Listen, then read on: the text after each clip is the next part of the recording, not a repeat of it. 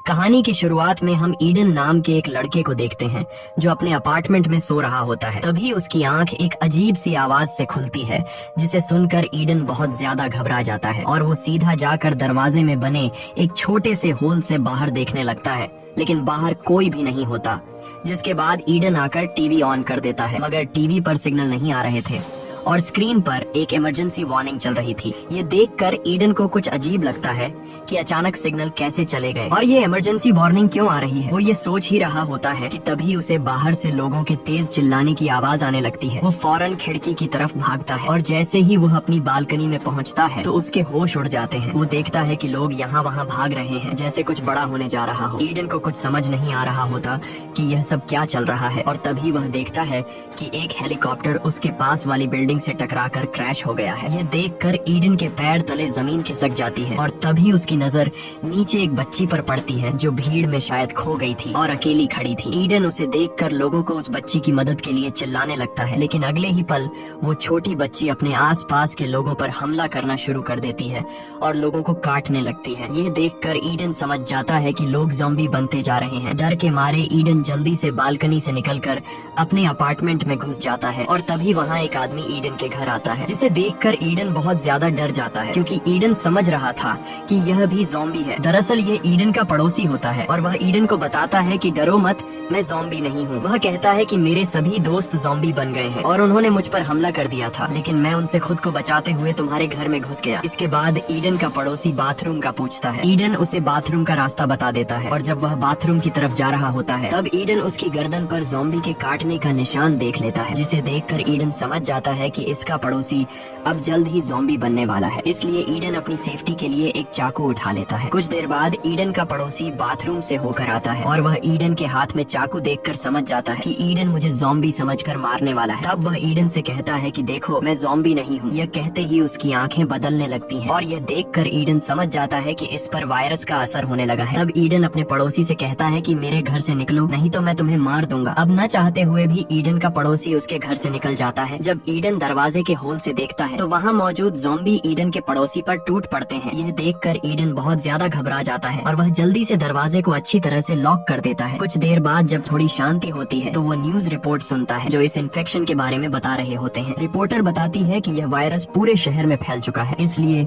जो कोई भी इस वायरस से इन्फेक्टेड नहीं हुआ है उसे चाहिए कि वह बाहर बिल्कुल भी न निकले और अपने घर की सभी खिड़कियां और दरवाजे बंद करके अपने घर में रहे। यहाँ ईडन अपनी फैमिली को कॉल करने की कोशिश करता है, लेकिन सारी लाइनें बिजी होती हैं। जब वह अपनी मैसेज बॉक्स चेक करता है तो उसे अपने पेरेंट्स के कुछ मैसेज मिलते हैं। ईडन के पेरेंट्स ने मैसेज में लिखा था कि पूरे शहर में ज़ॉम्बी फैल चुके हैं, जिस वजह से हमें तुम्हारे पास आने में टाइम लगेगा, इसलिए तुम घर से बाहर बिल्कुल भी मत निकलना और हमारा इंतजार करना। इस तरह से शाम हो जाती है। ईडन अपनी बालकनी में बैठकर बाहर का नजारा देखने लगता है। बाहर पूरा शहर वीरान हो चुका था और हर जगह आग लगी हुई थी। ये सब देखकर ईडन पूरी तरह से टूट जाता है और वो सोचने लगता है कि इस तरह के हालात में आखिर वो अकेले कैसे जिंदा रहेगा। अब ईडन इन मुश्किल हालात में सरवाइव करने के लिए वो अपने पूरे अपार्टमेंट में छोटे छोटे मोटिवेशनल नोट्स लगा देता है ताकि इन नोट्स को देखकर उसे हिम्मत मिलती रहे और वो मिरर पर डे 1 लिख देता है। ईडन को पता चल जाता है कि यह ज़ॉम्बी वायरस कई महीनों तक भी चल सकता है, इसलिए वह इन मुश्किल हालात में घर में अपने लिए एक सेफ जगह बना लेता है ताकि वो हर आने वाले खतरे के लिए तैयार रहे।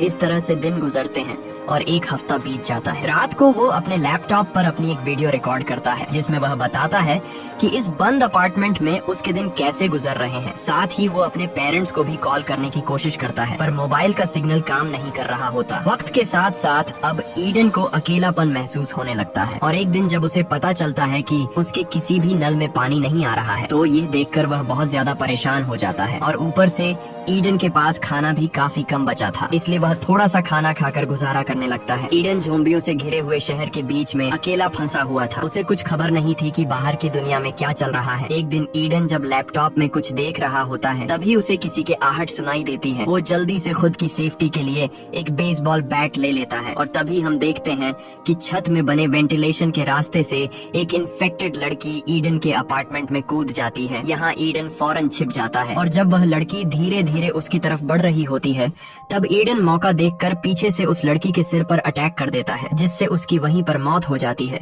जिसके बाद ईडन जल्दी से जाकर एक सर्फ बोर्ड से उस रास्ते को बंद कर देता है ताकि यहाँ से दूसरा कोई ज़ॉम्बी अंदर न आ सके।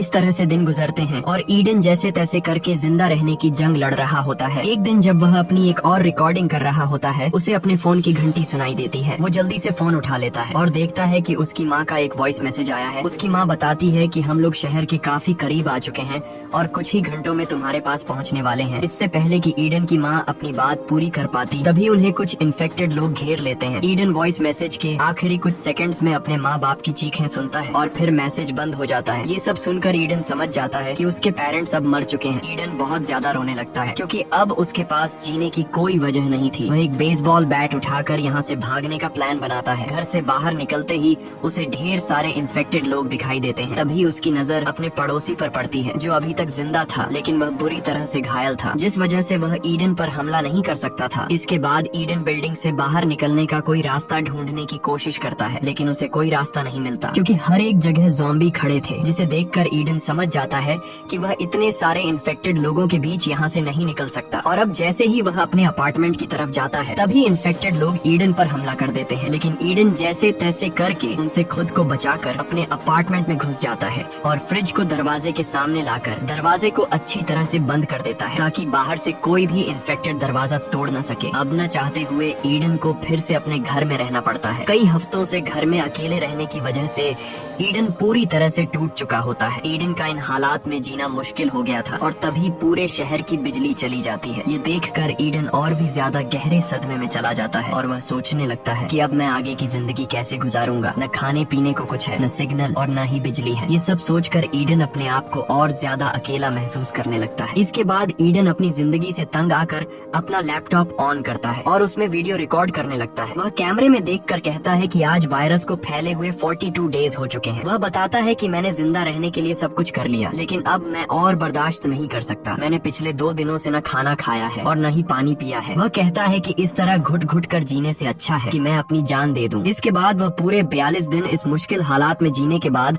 सब कुछ खत्म करने का फैसला करता है और जैसे ही वह खुद को लटकाने वाला होता है, तभी उसकी नजर सामने एक बिल्डिंग पर जाती है जहाँ उसे एक लड़की दिखाई देती है। इतने दिनों बाद लड़की को देखकर ईडन एकदम शॉक रह जाता है और ईडन को जीने की एक नई उम्मीद मिल जाती है। पर तभी उसका पांव चेयर से स्लिप हो जाता है और वो तड़पने लगता है। लकीली रस्सी टूट जाती है और ईडन की जान बच जाती है। उसके बाद ईडन फौरन खिड़की के पास जाकर उस लड़की को गौर से देखने लगता है। एक जिंदा लड़की को देखकर उसे अपनी आंखों पर यकीन नहीं हो रहा था क्योंकि वह पिछले 42 दिनों बाद किसी इंसान को देख रहा था। तभी वो लड़की भी ईडन को देख लेती है, लेकिन वो लड़की जल्दी से विंडो का पर्दा बंद कर देती है क्योंकि वो उसे ज़ॉम्बी समझने लगी। अगले दिन ईडन खिड़की के पास जाता है जहाँ वह उस लड़की को फिर से देखता है। अब इससे पहले कि वह लड़की फिर से ईडन को ज़ॉम्बी समझकर छिप जाती, ईडन जल्दी से एक पेपर पर हाई लिखकर उसकी तरफ हाथ हिलाता है। ये देखकर वो लड़की समझ जाती है कि ईडन कोई ज़ॉम्बी नहीं बल्कि इंसान है और वो लड़की ये देखकर काफी खुश हो जाती है। उसके बाद ईडन एक पेपर के जरिए उस लड़की को अपना नाम बताता है। ये देखकर वो लड़की भी अपना नाम एवा बता देती है। एवा ईडन से पूछती है कि क्या तुम्हारे पास खाने पीने को कुछ है। तब ईडन उसे बताता है कि मेरे पास खाने को तो कुछ नहीं है, लेकिन पीने के लिए ढेर सारा पानी है। उसके बाद एवा देखती है कि उसके घर के दरवाजे के पास ज़ॉम्बी आ चुके हैं, जिस वजह से ईवा पर्दा बंद करके जाने लगती है। लेकिन जाने से पहले ईडन पेपर पर लिखकर ईवा से पूछता है कि क्या कल भी हम इस तरह से बात कर सकते हैं, जिस पर ईवा हाँ में जवाब देकर वहाँ से चली जाती है। रात को ईडन को बहुत ज्यादा भूख लगती है और जब खाने को कुछ नहीं मिलता है तब ईडन टूथपेस्ट खाकर गुजारा करने लगता है। कुछ देर बाद तेज बारिश शुरू हो जाती है। तब ईडन बारिश का पानी स्टोर करने के लिए बाहर बर्तन रख देता है और खुद भी पूरे 42 दिनों बाद बारिश के पानी में नहाने लगता है। 42 दिनों में ईडन की दाढ़ी भी काफी बढ़ चुकी थी, इसलिए वो दाढ़ी को शेप कर देता है। अगले दिन ईडन खुद को एकदम चिकना करके लड़की के सामने आता है। ईवा उसे देखकर ही पसंद करने लगती है। ईडन एक बोल के साथ रस्सी बांधकर ईवा के अपार्टमेंट की तरफ फेंक देता है, जिसे ईवा पकड़ लेती है और उसके बाद ईडन उस रस्सी पर 2 पानी की बोतल बांधकर ईवा की तरफ धकेल देता है। लेकिन वो बोतल सामने की जाली से तेजी से टकरा जाती है, जिसकी आवाज नीचे एक ज़ॉम्बी सुन लेता है और वो ज़ॉम्बी सीधे ईवा के अपार्टमेंट की तरफ चढ़ने लगता है। तब ईडन ज़ॉम्बी को देख लेता है और ईडन उस ज़ॉम्बी का ध्यान भटकाने के लिए एक बोतल उठा उठाकर उस ज़ॉम्बी के सिर पर मारता है, जिससे वो ज़ॉम्बी ईडन को भी देख लेता है और वो ईडन पर काफी गुस्सा हो जाता है। इसके बाद वो ज़ॉम्बी एवा को छोड़कर ईडन को मारने के लिए उसके अपार्टमेंट पर चढ़ने लगता है। तब ईडन जाकर जल्दी से बेसबॉल का बैट उठा लेता है और जैसे ही वो ज़ॉम्बी ईडन के अपार्टमेंट पर चढ़ने ही वाला होता है, तब ईडन उससे बेसबॉल के बैट से मारकर खत्म कर देता है। कुछ देर बाद रात हो जाती है और रात को ईडन का भूख से बुरा हाल हो जाता है। अब ईडन और ज्यादा भूख सहन नहीं कर सकता था, इसलिए अब उसे किसी भी हाल में खाने के लिए कुछ ढूंढना होगा। जिसके बाद वह पड़ोसी के घर में जाकर खाना पीना ढूंढने का फैसला करता है और जैसे ही वह अपने अपार्टमेंट से बाहर निकलता है तो उससे सामने अपने पड़ोसी की लाश दिखाई देती है। जिसके बाद ईडन अपने पड़ोसी के पॉकेट चेक करता है तो उसे पड़ोसी की जेब में उसके घर के चाबियों का गुच्छा मिल जाता है और तभी उसे कुछ ज़ॉम्बियों के आने की आवाज सुनाई देती है। अब ईडन बुरी तरह से फंस चुका था, वो उन ज़ॉम्बियों से भाग भी नहीं सकता था। लेकिन यहाँ ईडन समझदारी से काम लेते हुए अपनी पड़ोसी की लाश के साथ लेट जाता है और एक लाश होने का नाटक करता है। ईडन का यह चालाकी काम कर जाता है और सभी ज़ॉम्बी उसके ऊपर से होते हुए आगे निकल जाते हैं। जिसके बाद ईडन धीरे धीरे अपने पड़ोसी के घर के अंदर घुस जाता है। घर के अंदर घुसते ही वह देखता है कि सामने बेड पर एक लड़की लेटी हुई है, लेकिन ईडन उसके करीब जाने से डर रहा होता है, इसलिए ईडन पहले उसके ऊपर हेलमेट गिरा देता है, यह देखने के लिए कि यह लड़की जिंदा है या फिर मर गई है। लेकिन वह लड़की हेलमेट लगने के बाद भी नहीं हिलती, जिसे देखकर ईडन समझ जाता है कि यह लड़की मर चुकी है। उसके बाद ईडन सीधे किचन की तरफ जाता है, जहाँ उसे थोड़ा बहुत खाना मिल जाता है और ईडन जब घर की ओर जांचबीन करने लगता है तब उसे जरूरत का ढेर सारा सामान मिल जाता है, जिससे ईडन एक बोरी में भरकर उठाता है और जैसे ही ईडन वहाँ से निकलने वाला होता है तभी एक इन्फेक्टेड उस पर हमला कर देता है। अब उससे पहले कि वह इन्फेक्टेड ईडन को काट पाता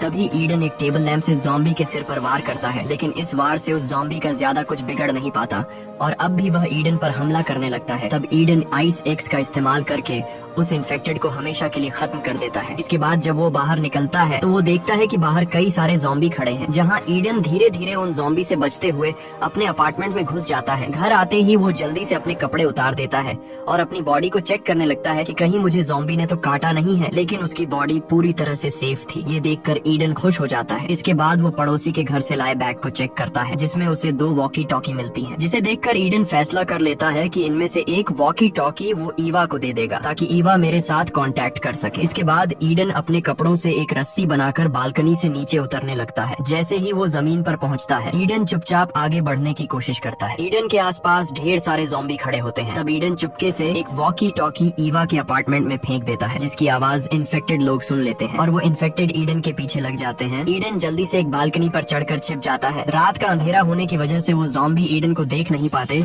और वहाँ से जाने लगते हैं। इसके बाद ईडन वापस अपने अपार्टमेंट में आ जाता है। अगले दिन ईवा वॉकी टॉकी पर ईडन से बात करने लगती है। ईडन अपने वॉकी टॉकी पर ईवा की आवाज सुनकर काफी खुश हो जाता है। इसके बाद ईडन ईवा से कहता है कि मैंने पिछले 3 दिनों से कुछ भी नहीं खाया है और भूख से मेरा बुरा हाल हो रहा है। तब ईवा भी उसे कहती है कि मैं भी पिछले 2 दिनों से भूखी हूँ। इसके बाद ये दोनों ढेर सारी बातें करते हैं और बातें करते करते रात हो जाती है। जिसके बाद ईवा कहती है कि रात हो गई है और मैं सोने जा रही हूँ। यह कहकर वो ईडन से कांटेक्ट कट कर लेती है। अब यहाँ ईडन से भूख बर्दाश्त नहीं हो रही थी, इसलिए वो खाना ढूंढने के लिए इस बिल्डिंग को एक्सप्लोर करने का फैसला करता है। वो अपने बाथरूम के वेंटिलेशन का रास्ता खोलता है और वेंटिलेशन के रास्ते से घुसकर पड़ोसी के घर में जाने लगता है। आगे बढ़ते हुए उसे एक इन्फेक्टेड की लाश मिलती है, जो शायद ऑक्सीजन की कमी से मर गया था। उसे देखकर ईडन पूरी तरह से डर जाता है, लेकिन फिर वो किसी तरह हिम्मत जुटाकर आगे बढ़ते हुए अपने पड़ोसी के बाथरूम तक पहुँच जाता है। लेकिन जैसे ही वो जमीन पर उतरता है तो उसे खून का एक लंबा निशान दिखाई देता है। उसी निशान को फॉलो करते हुए जब वह सामने लगे पर्दे हटाता है तो वहाँ पर कोई भी नहीं होता। अब ईडन धीरे धीरे आगे बढ़ते हुए पूरे घर की जांच पड़ताल करने लगता है और जब वह किचन पहुँचता है तो वहाँ उसे खाने का काफी सारा सामान मिल जाता है। इसके बाद ईडन एवा से कांटेक्ट करके उसे बताता है कि मुझे ढेर सारा खाना मिला है। यह सुनकर एवा गुस्सा हो जाती है और वो ईडन से कहती है कि तुम मुझसे बिना पूछे इस घर में कैसे चले गए, वहाँ तुम्हारी जान को खतरा हो सकता है। ईडन उससे कहता है कि तुम मेरी टेंशन मत लो, यहाँ कोई भी नहीं है। जिसके बाद एवा ईडन से कहती है कि मैं भी तुम्हारे पास आना चाहती हूँ, लेकिन ईडन उसे समझाता है कि अभी तुम मेरे पास मत आओ, इस तरह तुम खतरे में पड़ सकती हो। मैं जब इस घर से निकलूंगा तब मैं तुम्हें सेफली अपने घर में ले आऊंगा। तब एवा मान जाती है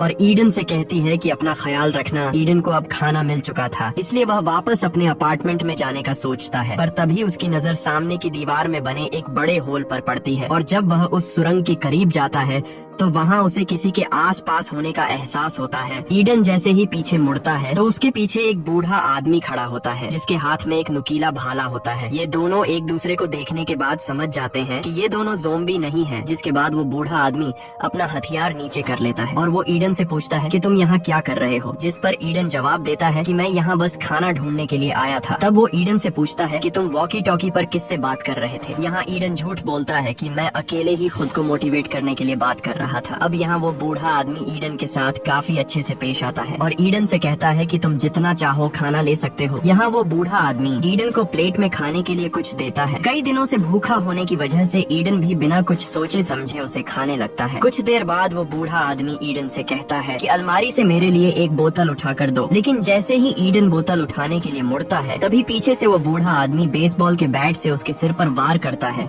जिससे ईडन बेहोश हो जाता है। और कुछ मिनट बाद जब ईडन को होश आता है तो वह खुद को एक इन्फेक्टेड औरत के सामने पाता है जो एक जंजीर से बंधी हुई होती है। डर के मारे ईडन अब यहाँ से निकलना चाहता था, लेकिन तभी ईडन देखता है कि उसके भी हाथ पैर बंधे हुए हैं। कुछ देर बाद वो बूढ़ा आदमी ईडन के सामने आता है और वो बूढ़ा आदमी ईडन को बताता है कि ये औरत मेरी पत्नी है जो अब इन्फेक्टेड हो चुकी है। वो बूढ़ा आदमी कहता है कि मैं अपनी पत्नी से बहुत ज्यादा प्यार करता हूँ, जिसे मैं किसी भी कीमत पर खोना नहीं चाहता, और मेरी पत्नी एक हफ्ते से भूखी है, लेकिन आज उसकी भूख मिटने वाली है क्योंकि आज मैं तुम्हें उसका खाना बनाने वाला हूँ। जिसके बाद वो बूढ़ा आदमी ईडन को कुछ दवाइयाँ देता है और कहता है कि ये दवाई तुम खा लो, जिससे तुम्हारी बॉडी सुन्न हो जाएगी और मरते वक्त तुम्हें दर्द महसूस नहीं होगा। लेकिन ईडन ऐसा करने से साफ मना कर देता है और उस बूढ़े आदमी से कहता है कि तुम्हारी पत्नी इस तरह से जिंदा नहीं रह पाएगी और वह खुद मरने के लिए चिल्ला रही है, इसलिए तुम्हें चाहिए कि तुम अपनी बीवी को मारकर उसे इस नरक जैसी जिंदगी से आजादी दिलाओ। लेकिन उस बूढ़े आदमी की मेंटल कंडीशन ठीक नहीं थी, इसलिए वह ईडन से कहता है कि चुपचाप इस दवाई को खा लो, वरना मुझे तुम्हें बेहोश करने के और भी तरीके आते हैं। यहाँ ईडन इस दवाई को खाने से इनकार कर देता है, जिसके बाद वो बूढ़ा आदमी ईडन को बेहोश करने के लिए अपना औजार लेने जाता है। यहाँ ईडन समझ जाता है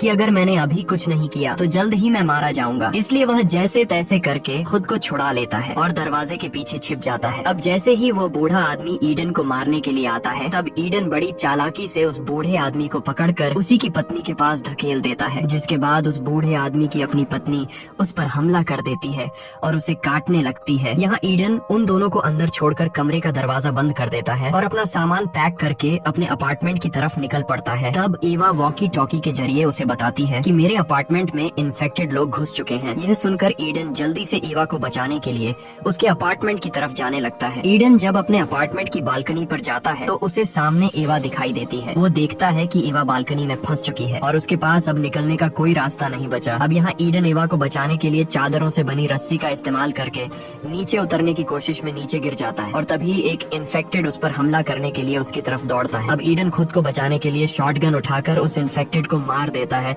लेकिन गोली की आवाज बिल्डिंग में मौजूद ढेर सारे इन्फेक्टेड लोग सुन लेते हैं और वो इन्फेक्टेड ईडन को मारने के लिए ऊपर बिल्डिंग से कूदने लगते हैं। अब यहाँ ईडन खुद को बचाने के लिए सीधा ईवा के अपार्टमेंट की तरफ दौड़ता है, जहाँ ईवा भी ऊपर से उसके लिए चादरों से बनी एक रस्सी फेंकती है। ईडन अब इस रस्सी के सहारे ऊपर चढ़ने लगता है, लेकिन तभी एक इन्फेक्टेड भी उस रस्सी को पकड़कर ईडन के पीछे चढ़ने लगता है। अब यहाँ ईडन समझदारी से काम लेते हुए एक अपार्टमेंट की बालकनी में छलांग लगाता है और जल्दी से एक चाकू की मदद से रस्सी काट देता है, जिससे वह इन्फेक्टेड काफी ऊंचाई से नीचे गिरकर मर जाता है। अब यहाँ ईवा भी नीचे ईडन के पास कूद जाती है और अब ये दोनों मिल चुके थे। ईडन ईवा से कहता है कि यहाँ रहना ठीक नहीं है, अगर हम यहाँ रहे तो जल्दी ही इन्फेक्टेड हमें पकड़ लेंगे। जिसके बाद ये दोनों इस जगह से निकलने के लिए आगे बढ़ते हैं और ज़ॉम्बी से लड़ने के लिए तैयार हो जाते हैं। जब ये दोनों अपार्टमेंट के दरवाजे तक पहुँचते हैं तब ये दोनों समझदारी से काम लेते हुए दरवाजा खोलकर दरवाजे के पीछे छिप जाते हैं। दरवाजा खुलते ही कुछ इन्फेक्टेड लोग उन्हें बिना देखे गुस्से में अपार्टमेंट के अंदर आ जाते हैं और ये दोनों मौके का फायदा उठाते हुए वहाँ से निकल जाते हैं। यहाँ ईडन इस अपार्टमेंट के दरवाजे का लॉक भी तोड़ देता है ताकि जो ज़ॉम्बी इन दोनों को मारने के लिए अपार्टमेंट के अंदर घुसे थे वे दोबारा उन्हें मारने के लिए बाहर न आ सके। अब ये लोग यहाँ से तो बचकर निकल जाते हैं, लेकिन रास्ते में एक और ज़ॉम्बी ईडन पर अटैक कर देता है। यहाँ इन दोनों के बीच काफी देर तक फाइट होती है और आखिर में ये दोनों सीढ़ियों से नीचे गिर जाते हैं। यहाँ एवा हिम्मत जुटाकर उस इन्फेक्टेड को मार देती है। अब ये दोनों फिर से अपने अपार्टमेंट की तरफ बढ़ने लगते हैं और रास्ते में कई इन्फेक्टेड को मार डालकर आगे बढ़ते हैं। अब ईडन अपने अपार्टमेंट के काफी करीब आ चुका होता है और जैसे ही ये दोनों अपने अपार्टमेंट में घुसने वाले होते हैं कि तभी पीछे से एक बहुत ही ताकतवर इन्फेक्टेड आ जाता है। यहाँ ईडन अपनी जान की परवाह किए बिना ईवा को अपार्टमेंट के अंदर कर देता है और खुद उस ताकतवर इन्फेक्टेड से लड़ने लगता है। कुछ देर बाद ईडन घबराते हुए अपार्टमेंट अपार्टमेंट के अंदर आता है और दरवाजे को लॉक करके अलमारी को दरवाजे के सामने लगा देता है ताकि इन्फेक्टेड दरवाजा न तोड़ सके। अब यहाँ ईडन एवा को खुद से दूर रहने के लिए कहता है और उसे बेसबॉल का बैट पकड़ाकर कहता है कि मुझे मार डालो क्योंकि मैं इन्फेक्टेड हो चुका हूँ। जल्द ही मैं अपने आप पर कंट्रोल खो दूंगा और मैं नहीं चाहता कि इन्फेक्टेड होने के बाद कहीं मैं तुम्हें नुकसान न पहुँचा दूं, इसलिए तुम्हें मुझे मारना होगा। लेकिन एवा ऐसा करने से मना कर देती है क्योंकि ईडन ने उसे बचाने के लिए अपनी जान खतरे में डाल दी थी। अब जब एवा ईडन को मारने से मना कर देती है तब ईडन बिल्डिंग से कूदकर खुद की जान लेने का फैसला करता है। यहाँ ईडन एवा से कहता है कि तुम वेंटिलेशन के रास्ते से होते हुए मेरे पड़ोसी के घर चले जाना जहाँ तुम्हें ढेर सारा खाना मिलेगा। अब यहाँ कूदने से पहले ईडन जब अपनी शर्ट उतारता है और अपनी बॉडी को चेक करने लगता है तब उसे अपनी बॉडी पर किसी भी तरह का काटने का निशान नजर नहीं आता, यानी कि उसको ज़ॉम्बी ने नहीं काटा था। ये देखकर उसकी खुशी का ठिकाना नहीं रहता। जिसके बाद ये दोनों एक दूसरे को गले लगाते हैं और ये दोनों अब एक साथ मिलकर तब तक इस बिल्डिंग में सरवाइव करने का फैसला करते हैं जब तक ये ज़ॉम्बी वायरस खत्म नहीं हो जाता। मूवी के एंड में हमें टीवी पर दिखाया जाता है कि गवर्नमेंट ने इस वायरस का वैक्सीन ढूंढ लिया है और अब जल्दी ही हालात फिर से नॉर्मल हो जाएंगे। इसी के साथ ये कहानी खत्म हो जाती है। अगर आपको ये वीडियो अच्छी लगी हो तो हमारे चैनल को सब्सक्राइब और वीडियो को लाइक जरूर कीजिएगा।